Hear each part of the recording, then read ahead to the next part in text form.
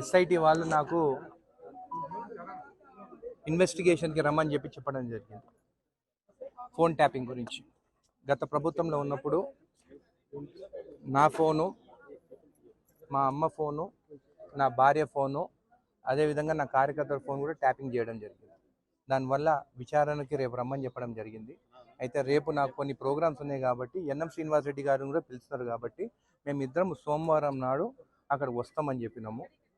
వెళ్ళి ఖచ్చితంగా ఇన్వెస్టిగేషన్లో వాళ్ళకి ఏం కావాలని విచారణ జరిపిన దానికి మేము మా తరఫున ఏది వాళ్ళకి ఇన్ఫర్మేషన్ కావాలో మేము ఇవ్వడం జరుగుతుంది.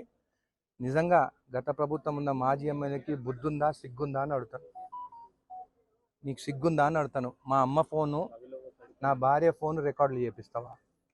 నీకు దమ్ముంటే రాజకీయంగా నాతో కొట్లాడు.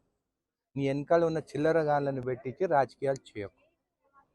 నిజంగా బాధ ఉన్నది. నా భార్యకు కూడా ఫోన్ చేసి విచారణ రమ్మంటే ఆమె ఎప్పుడు రాజకీయాలకి, ఆమెకి ఇష్టం లేదు రాజకీయం అంటే.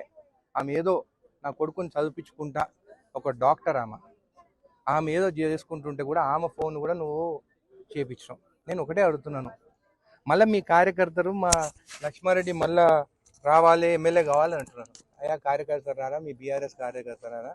ఆయన ఒకవేళ అయితే ఆయన కాడు, కానీ అయితే మీరు భార్యలతో మాట్లాడుకునే ఫోన్లు కూడా వింటాడు.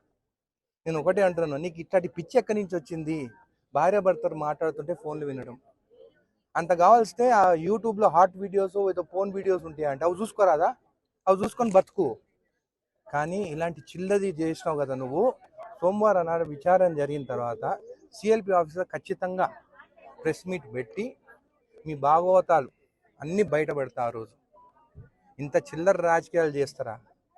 ప్రజల దగ్గర పోయి అడుక్కోవాలి. మనం ఓట్లు వేయండి, గెలిపియండి, మేము అభివృద్ధి చేస్తామని చెప్పేసి. అంటే రాజకీయంగా అనిరుద్ధ్ రెడ్డి ఎమ్మెల్యే కావద్దు, అనిరుద్ధ్ రెడ్డి ఫోన్లలో ఏం మాట్లాడుతున్నాడు, ఏం చేస్తున్నాడు అనే బుద్ధి మీకు ఎక్కడి నుంచి వచ్చింది? ఇదేనా రాజకీయము? ఇదేనా? అంటే బీఆర్ఎస్ వాళ్ళు వచ్చేసరికి మళ్ళీ మా ప్రభుత్వం రావాలన్నంటే మీరు అందరు ఫోన్లు వినేదానిక మీ ప్రభుత్వం రావాలి? ఖచ్చితంగా నీ సంగతి ఏందో సోమవారం నాడు చూస్తాం.